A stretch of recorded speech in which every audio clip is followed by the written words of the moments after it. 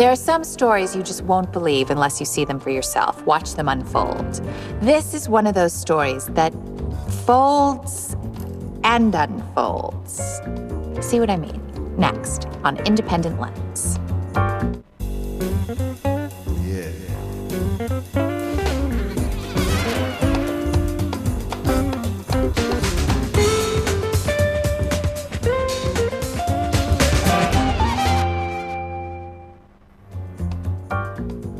This program is made possible by the Corporation for Public Broadcasting and by contributions to your PBS station from viewers like you.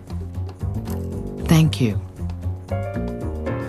Welcome to Independent Lens. I'm your host, Maggie Gyllenhaal. What does it take to turn a small piece of paper into this? Even if you never mastered making paper airplanes, it's possible to triumph in this art form. Folding paper squares will transform you and the world around you. No cutting, no paste, no tape. Origami is a metamorphic art form. Origami, you've got that piece of paper and you don't add to it, you don't take away from it, you change it. After abandoning her former work, independent producer Vanessa Gould felt a deep resonance with those who had forged unlikely careers as modern-day paper folders, a theoretical mathematician, an intrepid scientist, and 8 other artists who transformed 2 dimensions into 3. In our modern world, full of fast-moving, glittering technology, what is the never-ending fascination with a square piece of paper? Between the Folds, next on Independent Lens.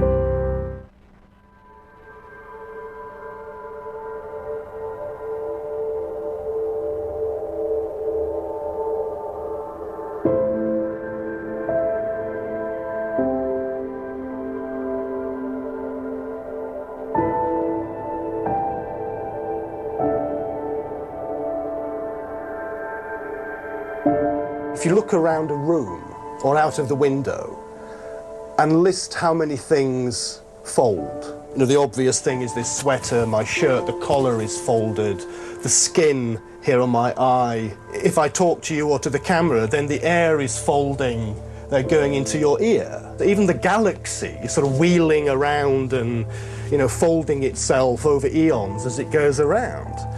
That looks like mountains and valleys for the reason that mountains and valleys go through the same process. Even DNA is folded. You know, you and I are born from folding.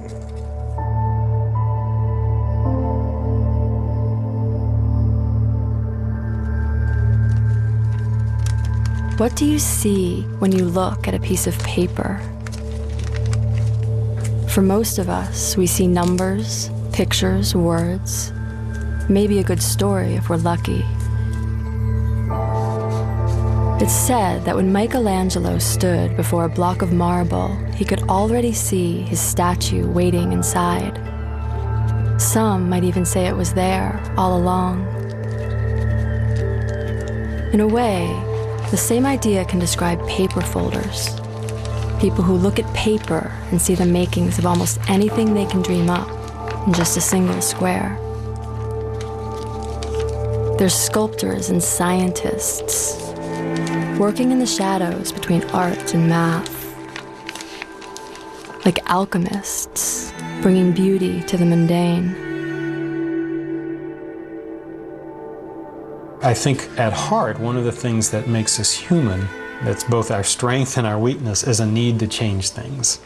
It's also the heart of the appeal of origami, exploring the surprising magic of just how far you can change that square only by folding. The rules are simple and intensify the challenge. One square transformed by folding. No scissors, no tape, no glue.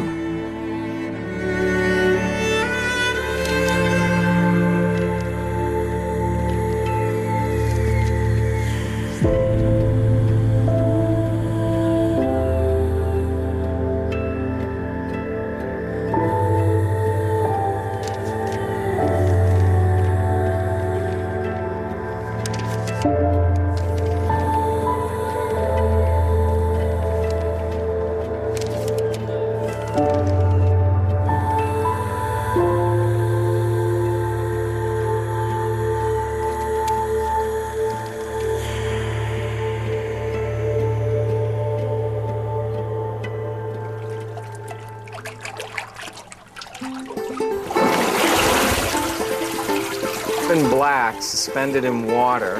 This is Michael Lafosse. For over 30 years, he's been mixing up paper for some of the best folders in the world. Fibers of black.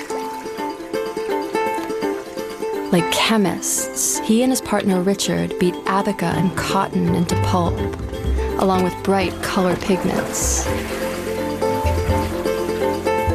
When Michael's not making paper, he's in the other half of his studio, folding it into his own wild animals and birds.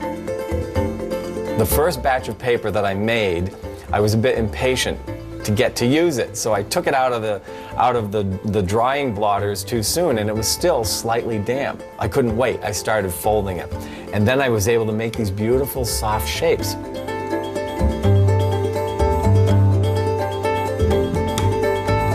Michael is the only origami artist in the world who also makes the medium itself. We're making paper that's black on one side and yellow on the other because we're making toucan paper. The paper is going to be responsible for me being able to put the right expression in there or not. So for instance, if it's going to be a fairly complex animal with lots of layers and very thin legs, I'll make a very thin, strong paper. And if it's something like Wilbur, I want a more cushiony, softer paper. No cutting, no paste, no tape. Origami is a metamorphic art form. Sculpture and painting that when you're adding paint to canvas and you're adding clay and welding things together, that's an additive process. When you're chipping away at wood and stone and cutting paper, that's subtractive. Origami, you've got that piece of paper and you don't add to it, you don't take away from it, you change it.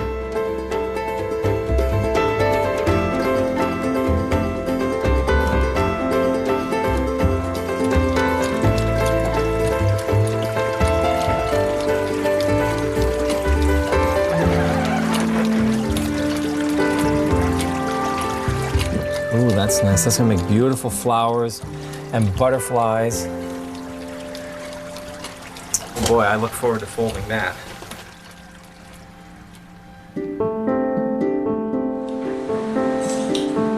Thousands of miles across the Atlantic, in a small farmhouse outside Paris, Michael's good friend Eric Joisel folds paper at his kitchen table. Eric likes to go slow, to stop often, have a coffee, and let his ideas brew in his mind.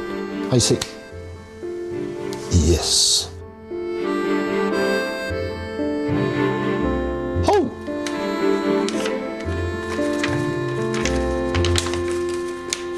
Yeah, I want to produce a human face, where this and this could be the two eyes and the beginning of the nose. So let's continue a few number of creases just to see.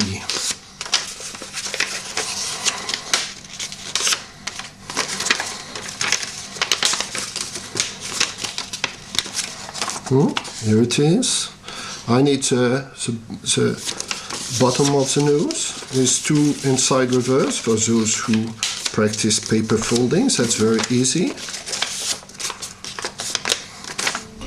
And then you get it, yeah? The most important is to breathe life into the paper.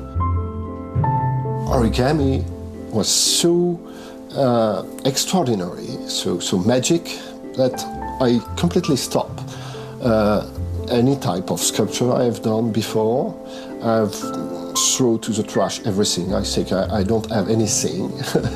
And I start origami. It's really crazy, and I often reflect when it's possible to me, with my little brain, to reflect why I choose origami.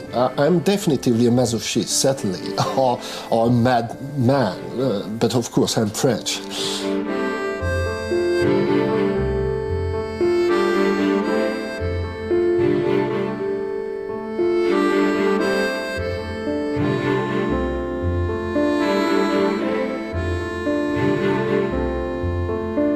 In the past few years, Eric has been spending more and more time folding people, their faces and forms. in an almost caricature-like style.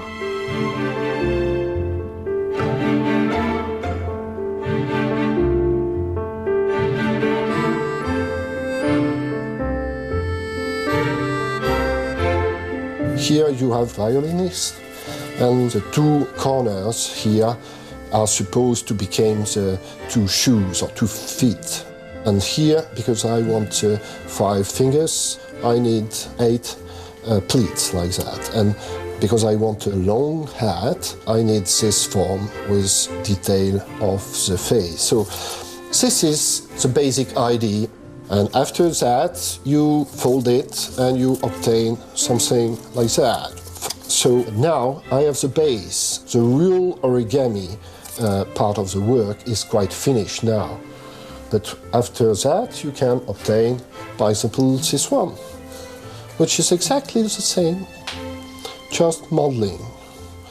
And well, this is challenging for different reasons, because as you can see on the cruise pattern, the center of the square became the face. So, of course, it's not really easy, especially if you work three-dimensional. It's fully close, so it's very difficult. Even myself, I'm not able to produce a copy. Eric never creates the same piece twice, improvising in a way that he likens to jazz. Modeling this took me 30 years, and teaching that to somebody else is teaching 30 years of my life.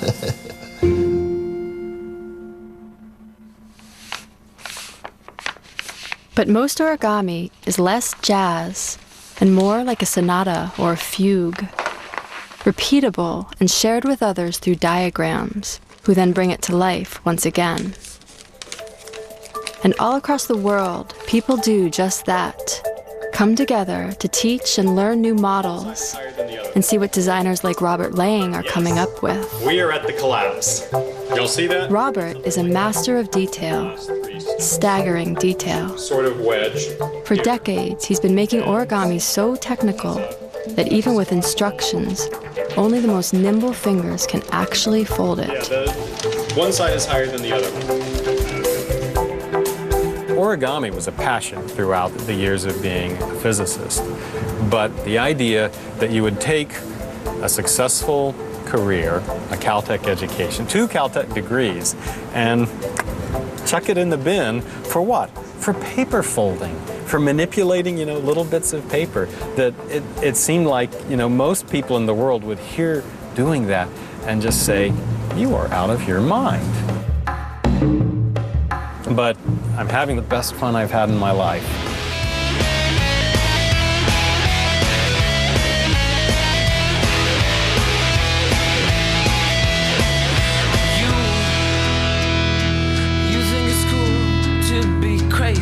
I say, born rich, stay rich, there's a point taking chances. Most of the reaction is, that's amazing, that's so incredible, I had no idea that was possible. I try to be fairly realistic. Now, usually that means if it's an insect with long, skinny legs, I want it to have long, skinny legs. If it's a bird, I want it to have the proportions and shape. Now, to achieve that realism, it doesn't come by accident. You don't find that by trial and error. You have to work pretty hard to get that detail in. And so I use mathematical and geometric ideas to achieve this goal of a beautiful folded shape.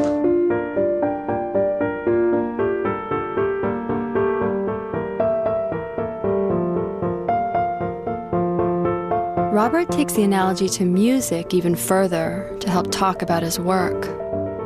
He even names his pieces by opus number.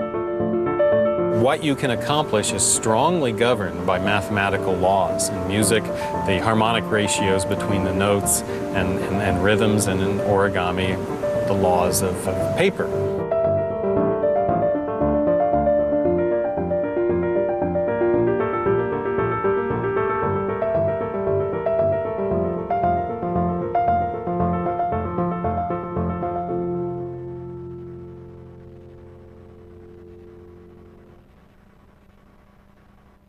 One square, 3 different folders. They each looked back on where some of their early inspiration came from. Yoshizawa. Yoshizawa sensei.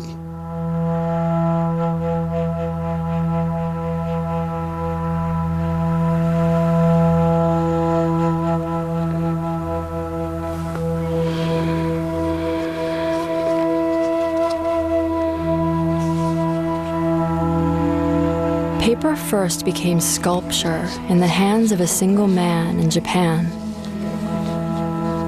A self-taught man ahead of his time.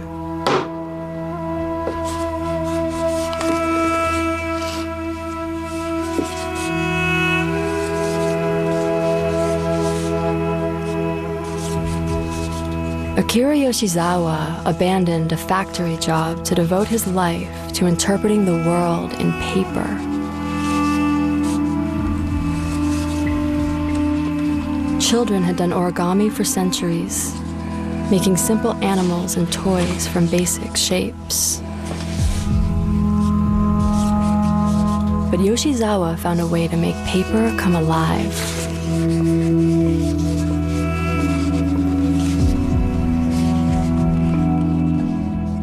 At times, his work even looks like it's about to breathe.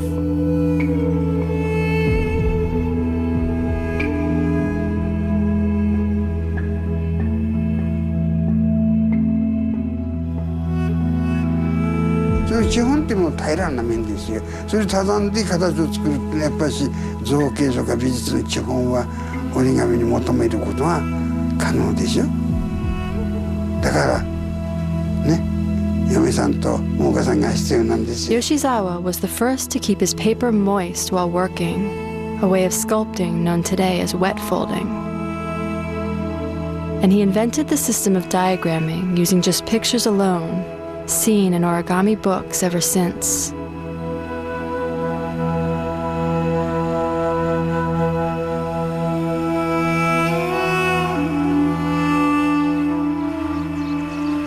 Throughout his life, Yoshizawa created over 50,000 models, and yet he never sold a single one.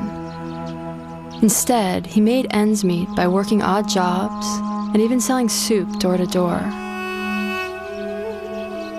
More than anything else, he simply wished to see origami recognized as art and to share his love for paper folding with others.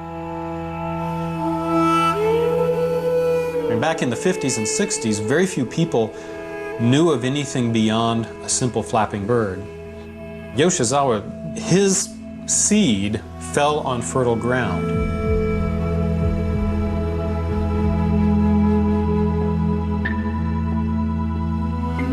One very crude measure of the complexity of a figure is how many steps did it take to diagram. And back in the 60s, 20 to 30 was the norm. In the 80s, you saw diagrams that got up to 70, 80, 90 steps. Now, there are figures that take 200 or 300 steps. And so it would not surprise me in 10 years to see an origami design that takes 1,000 steps to fold all the way from start to finish. During the 90s, there was a worldwide informal competition that has been called the Bug Wars. One person would fold a really accurate beetle, and they'd take it to a convention and show, here's my beetle. And people would say, how can I top that?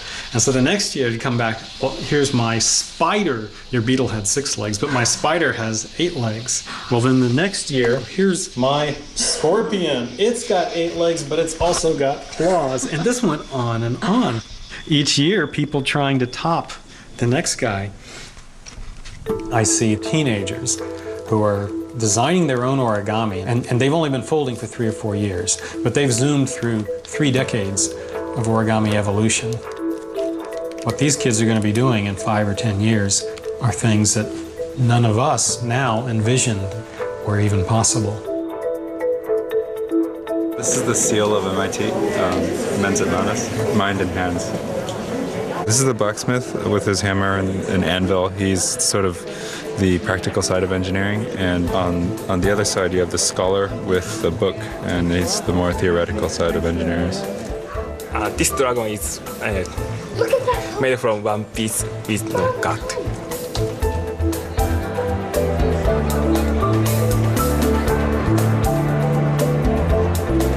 How far can we push it? What are the limits, the physical limits of this art form? You can do anything you want. People are starting to use mathematical terminology to describe paper. Computer algorithms. Algorithms, ideal proportion. Reverse folds. Complex. More complex. Very, very complex. Insanely complex. I think I'm a little bit afraid. For me, the problem with the young generation is to decide that there's a level where you need to say stop to the challenge of the technique and more complex. That's a problem. So, by example, I have the stupid idea recently to have pockets here, and I make I don't know if I have it, perhaps. I have. Sorry, I had pockets. That's easy to have pockets with a twist, but this is so boring, you know, and had so many sickness inside that this is stupid. You need to stop. You know, we need technique to create art, and the more technically facile you are with your art, the more eloquent you can be. That's true with writing, singing, anything. But that's just the underpinnings. If technique evolve and get better and better, that's marvelous. The problem is more and more, a human has a potential of energy. If you the part of energy you give to the pure technique, you remote it from emotional things. Well, that may happen, but that's a phase you just have to get through. You might have to go through the phase of no emotion to get to the next level that lies beyond. And if I can offer an analogy, people throughout music created studies that were just technical exercises to work on fingering or to display certain patterns. And Chopin wrote a whole series of these studies. Of course, the French word for study is étude, and Chopin's études are now considered beautiful artistic works. And the techniques that he demonstrated in his études have now been incorporated into the arsenal of musical composers, and it brings you something like a Rachmaninoff piano concerto, which is fantastically technical and achingly gorgeous music. And while I don't see origami people as yet being Rachmaninoff, that's something we can aspire to, and we can follow that path of exploring a technique, developing it, and using it as a tool to create art. And ultimately, art with incredible emotional content.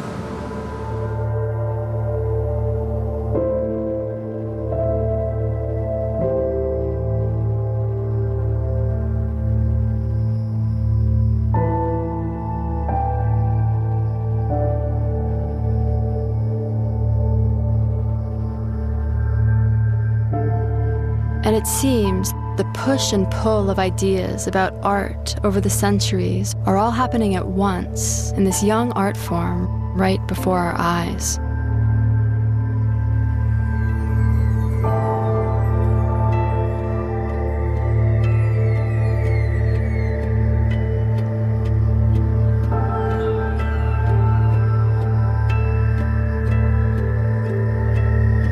As I get older and older, I find that the big task is to put more white canvas in my work, to not play too many notes in music, to start to say, what do I not want to put in this figure?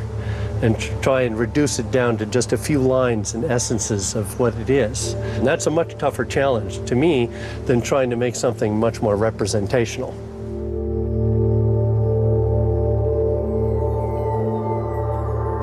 I find that I fold more simply now, more expressively than ever before, more abstractly.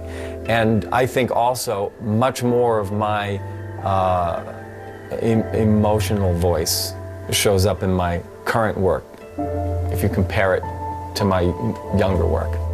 Yes, I think I will get more and more old. I will take out the technique and just keep emotional things with the paper.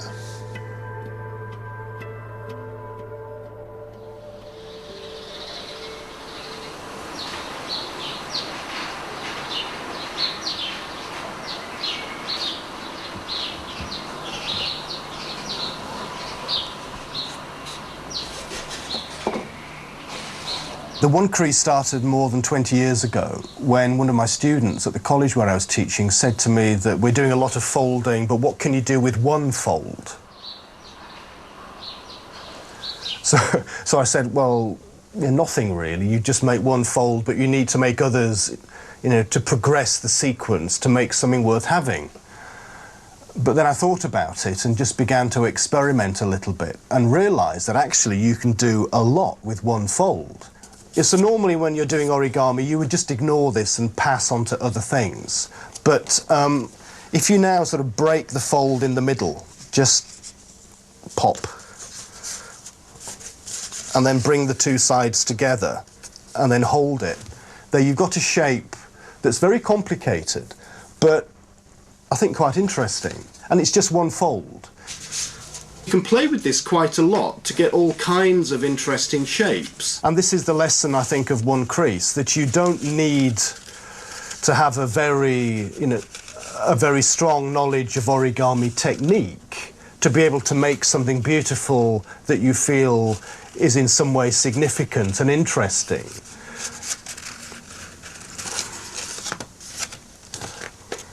Perhaps a second lesson is just how freeing creative limits can sometimes be, like Picasso, who at times only painted with one color. As origami people, most of them really don't like these, because again, what do you measure it against? Lots of people talk about the reality of say an elephant in origami. Does it look real? Does it look like an elephant? But it's a piece of paper. Of course it can't look like an elephant, but people measure the detail, they measure the proportions to the real elephant to see if it's good or bad. And if it's got really, really long, spindly legs, it can't be a good elephant. If it's got huge, huge, huge ears or just 3 legs or something, it can't be a good elephant. So elephants with 4 legs are better than elephants with 3 legs. And this is not just a problem in origami, it's also a problem in painting, for example. You see a painting by sort of Mondrian or something, just coloured squares and black lines, and is that better than say, painting of flowers?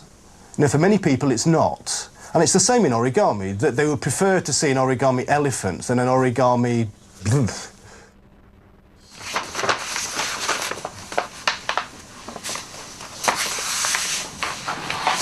I think paper has a problem. I think it's very passive. I think a lot of origami looks trivial because I think a lot of paper looks trivial.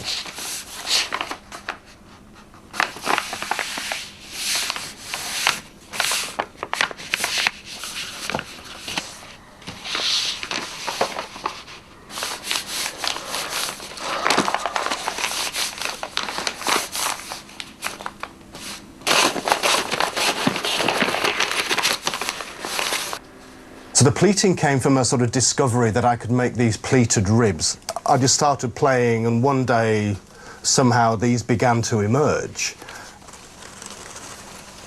But the problem with them was that they looked a bit weak when they were just ordinary paper.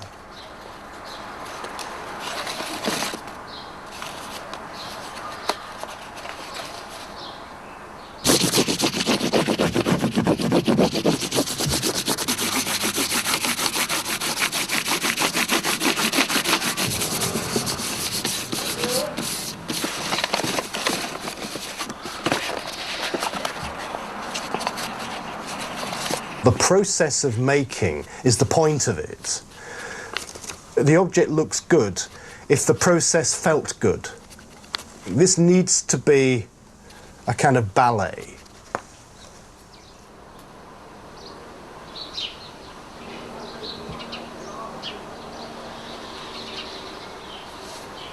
And that's what I try to do with my work, to take it to an edge of something, because that's always where the interesting things happen.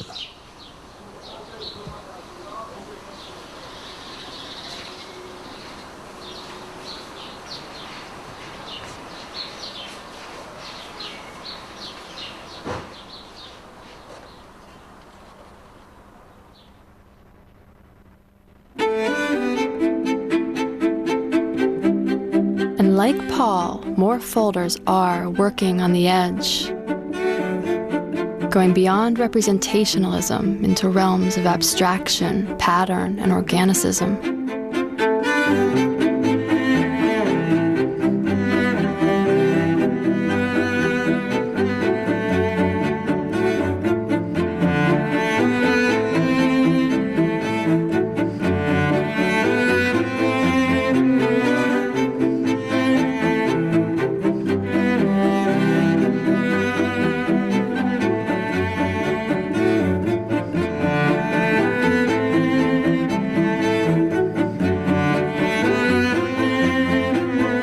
On a quiet street near Chicago's Chinatown, material artist Chris Palmer works long days and nights, his bed thrown in the corner and the hours marked by visits from the local squirrels.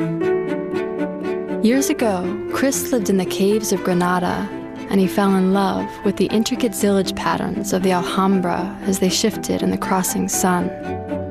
And ever since, Chris has been making patterns in paper that change with movement and light.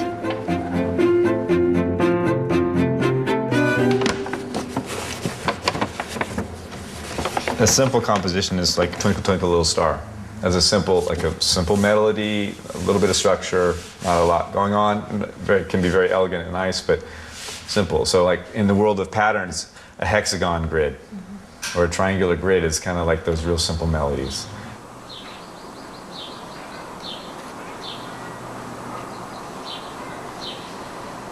There's something about the plane and that there's only so many ways that you're going to push and pull it around. That constraint is quite different from other mediums. There's no carving in wood or in stone or knots on a rug that are going to look anything near like what pleats do when they express a line.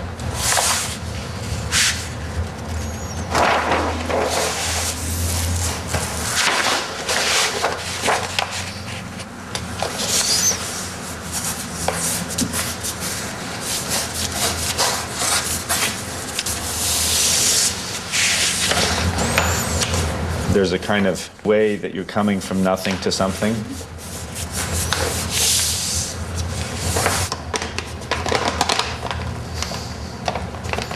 Now I'm going to turn it over and do it again.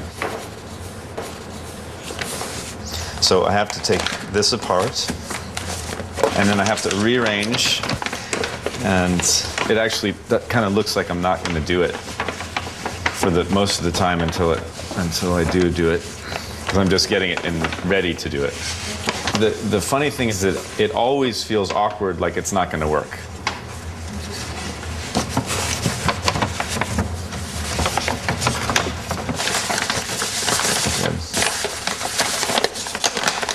I'm folding something on something that's already folded, and then I'm rearranging it and putting it back in a different position where some things are released that were trapped inside.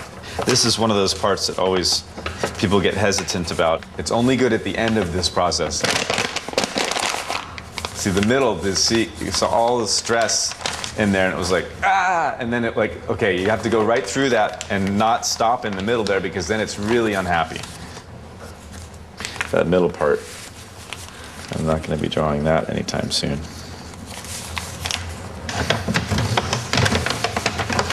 Yeah. Yes, you try to strive for the final thing being good, but you're also very well aware of how beautiful the process is. People in a gallery or in the public, they're missing 2/3 of what's special about what that object was and how it got made.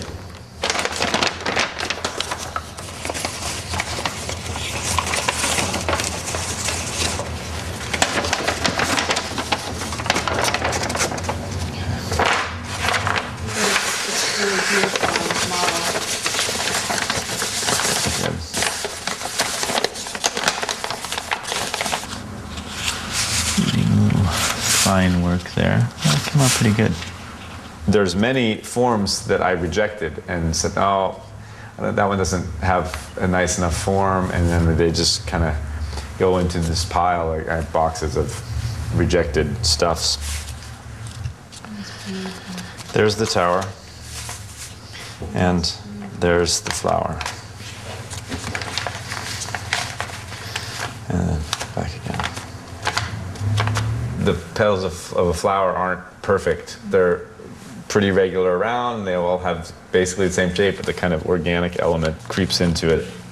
The thing about this that is interesting is that all these planes would go in one plane if there was no dimension to paper. If it was an ideal Euclidean plane, this would all lay flat, and every single one of these, all these little polygons heaped on each other and connected, and the plane would just be in one plane.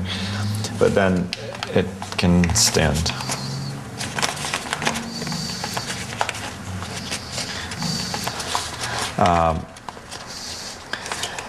Even though it's not good to do this many, many times, it does come apart pretty easily. Like that.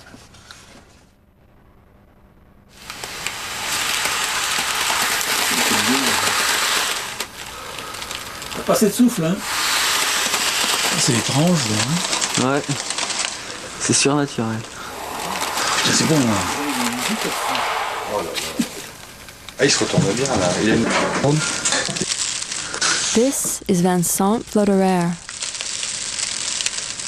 He's part of an avant-garde group of artists in France, abandoning the imposition of order. Le navire dans la tempête.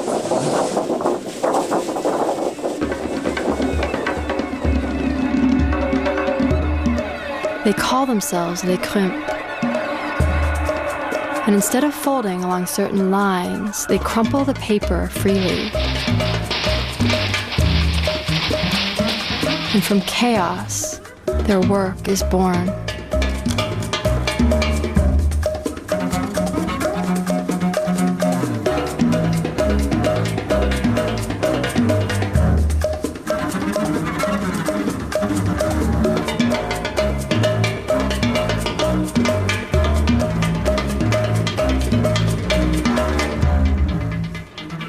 By installing their art in the sun and the wind and rain, it seems they're inviting us to consider art and nature and the evolution of things, perhaps even the life cycle of paper itself.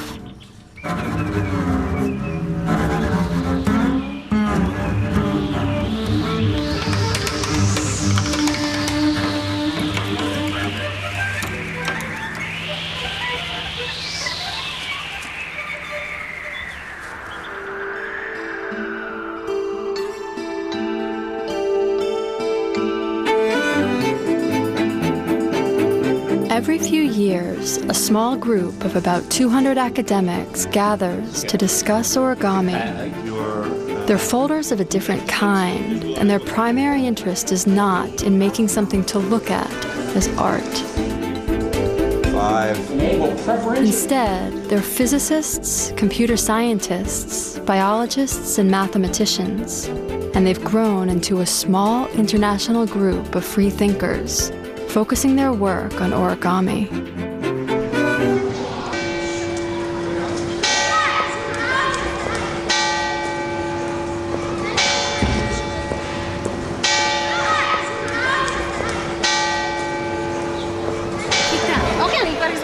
Miri Golan has developed an origami math program reaching out to kids across the entire country of Israel. The origami is the work of my life. Every week, 10,000 kids study origametria, geometry, and origami in school. And we have about 40 teachers, Arab and Israeli, who teach it all over Israel. It's very hard to explain geometry because it's a bit abstract to the kids. And the origami make the geometry much more visual. You know, children who can understand and they are good in math, they don't need me. They get it. It's always in every class few kids that it's very hard for them to understand and the abstract and to understand the three dimension and the logic and the fail. And this is a kid who appealed to me, and the origametria make them to understand it.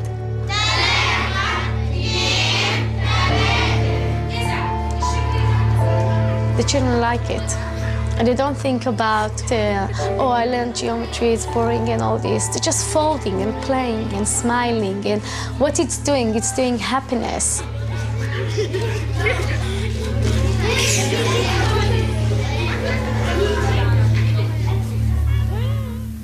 So what kind of things are you thinking here? So I don't know how to try what's in here. Okay. Well, origami is just such a great way to get your hands dirty with math. You know, it becomes your laboratory for doing mathematics. But if you're going to get the negative curvature... Tom Hull is the kind of teacher we all wish we had. He makes math beautiful to look at. You only need 3 colors. This is 810 little pieces of paper. Making an origami model is, at heart, an engineering problem. Like, how do I get the paper to do this? And so people who are interested in learning how things work, how the universe works, how nature works, would also be interested in seeing how a piece of paper works when you fold it up. This is one of the most simple but surprising origami models. This is one big square piece of paper, and as I expand this, you can kind of see it's nothing but concentric squares. This is just a big piece of paper, and all I've done is folded lots of concentric squares in it.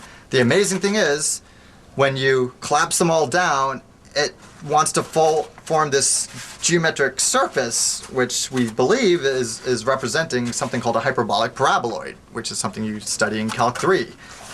This is kind of a neat model. It's folded from one piece of paper. Looks like somehow I took the paper and put more of it in there, you know, so that it can twist around like this.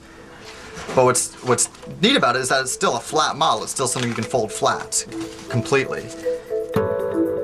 There are still a lot of people, a lot of mathematicians who, when they hear of origami math, they think, oh, that's just recreational math. That's not serious math. This is something called a Miura mat fold. It's this neat. I distinctly remember being 10 years old and having done origami for a few years. And at some point taking a model of a bird or whatever that I just folded and unfolding the whole thing and looking at the crease pattern and thinking, wow, look at these lines. There's something going on here. There's some pattern, there's some rules. I don't know what they are, but there's something going on here. And I always thought, oh, it's got to be geometry. But as you learn more mathematics, you learn how math isn't just this subject, that subject, that subject. It's all tied together. And origami actually exhibits that. You can do everything from geometry, which makes sense, but also number theory and abstract algebra and linear algebra with matrices and weird, bizarre geometry, like geometry of the sphere and stuff like that. That, I think, surprises them because that's not what you would expect. And then you could mush that through the 4th dimension, okay? Well, this isn't just compartmentalized math. This is all of math that can be wrapped together in some weird ways.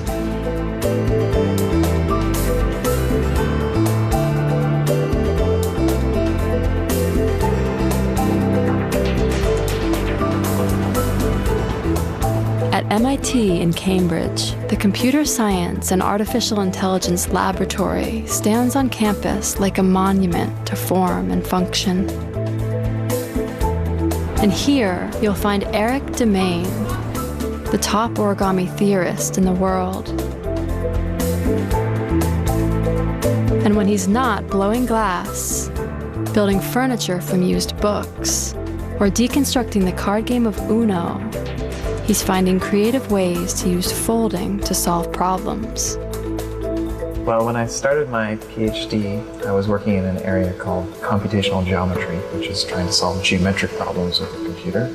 And I needed some problems to try to solve. I heard a talk about Robert Lang's work in how to design origami with a computer. And I thought, oh, that sounds pretty cool. Maybe there's some other geometric problems coming out of paper folding. Though Eric doesn't find it relevant, he started college when he was just 12 years old and got his PhD at 20. He was then hired as the youngest professor ever at MIT. 2 years later, he won the MacArthur Genius Award for his research in folding. It took me a while to realize how magic this is. I like to call this self-folding origami, because you do essentially nothing. You just put in a few creases, and then the paper just wants to fold itself. When you put in a crease in a piece of paper, you're essentially changing the memory in that piece. If I try to unfold it, it will go back to the crease angle that I set it to. I'm essentially changing the memory of the paper. So along here, the paper is trying to stay straight. And along the creases, it's trying to stay bent at the angle that I creased it to. And this is the right answer. Physics finds that for you. And it makes these really cool shapes.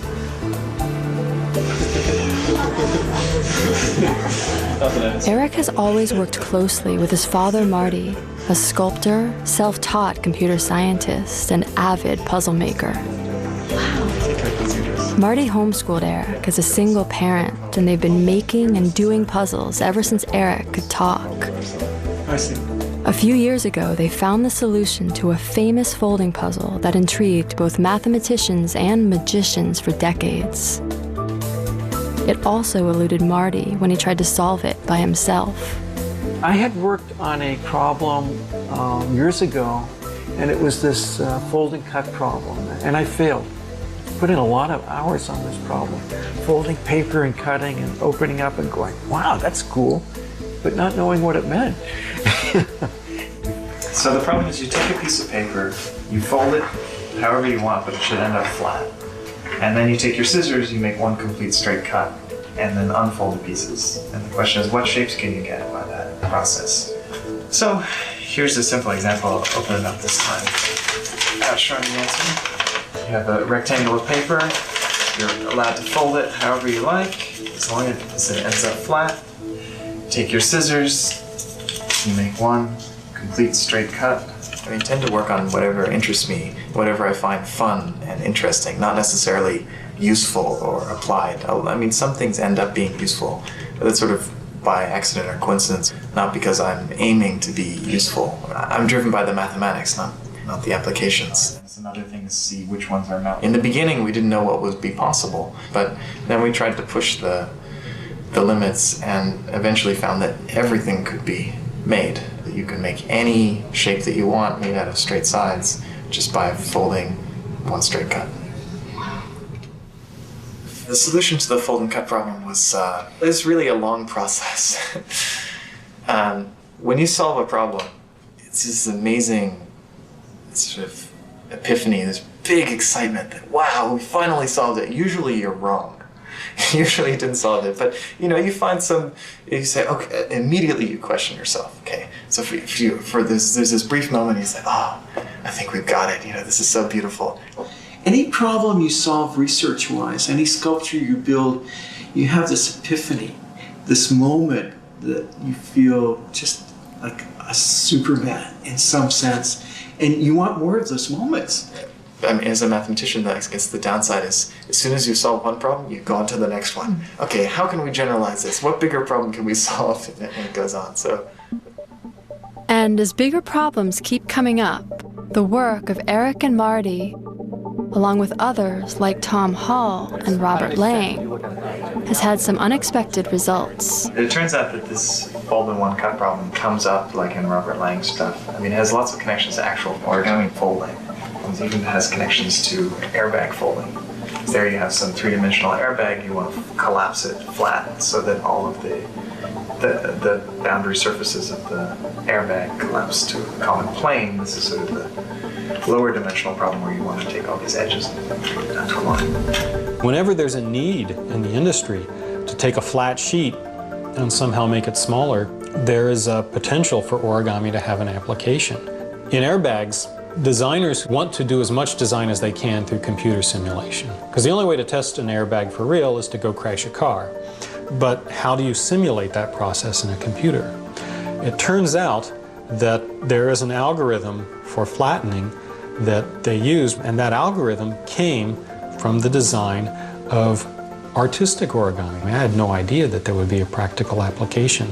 But this often happens in the sciences, that things that were developed for mathematical or aesthetic reasons then turn around and have a real application. Interest in origami has also sprung up in medicine and biology, natural science and nanotechnology, and even space. Here's Robert in front of a scale version of a foldable satellite lens, which he designed to fit into a rocket and then unfurl once in orbit. And Eric has recently made headlines with his work on the idea of folding human proteins to fight certain diseases. You look really close at any living thing, deep in there's lots of little proteins running around, making life happen. And every protein folds into pretty much one shape.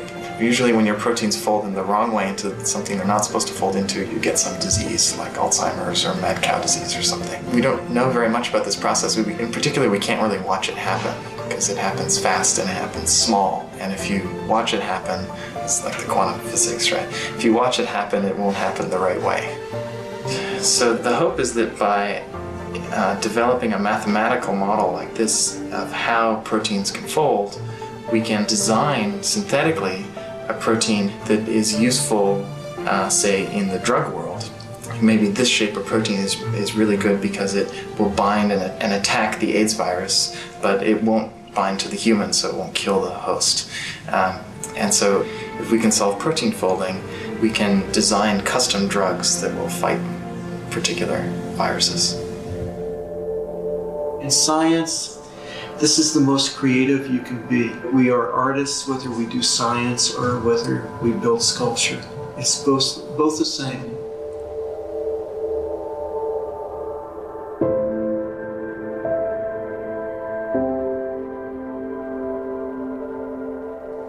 What keeps you interested? What gets you out of bed every morning? It's fun. I keep doing this because it's fun. I think there'd be no other reason. Well, there are other reasons, but I wouldn't do it unless it were fun, unless it stayed fun. And that's pretty much my philosophy of life. I blow glass because it's fun. I do improv comedy because it's fun. I fold paper because it's fun. Initially I did it because it was the mathematics was fun. Now, when I get time, I fold paper because actually folding paper is fun. So that's the driving force. It's maybe a bit personal, but I think everyone should do something they find fun. In the end, it seems artists and scientists are not as different as we often think, both creating interpretations of the very same world around us, the world we all share. And to most, the real beauty of origami lies in its simplicity, allowing everyone to create their interpretation of the world in paper.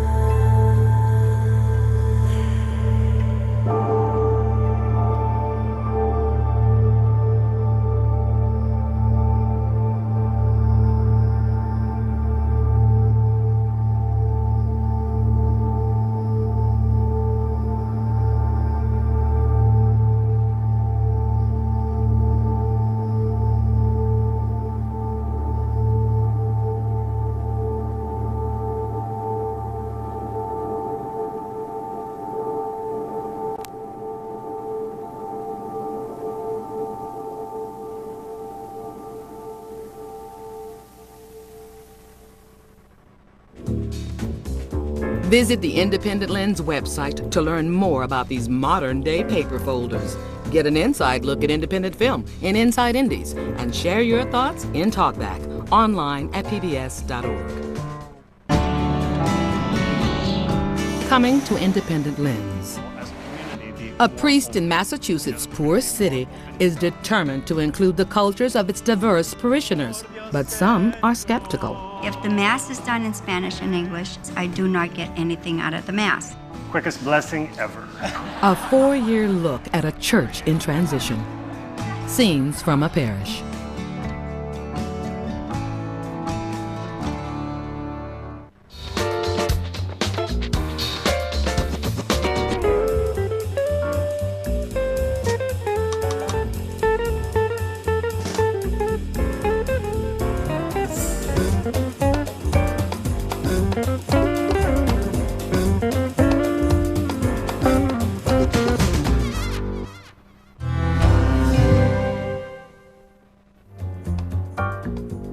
This program is made possible by the Corporation for Public Broadcasting and by contributions to your PBS station from viewers like you. Thank you. To purchase a DVD of Between the Folds, visit the PBS website at shoppbs.org.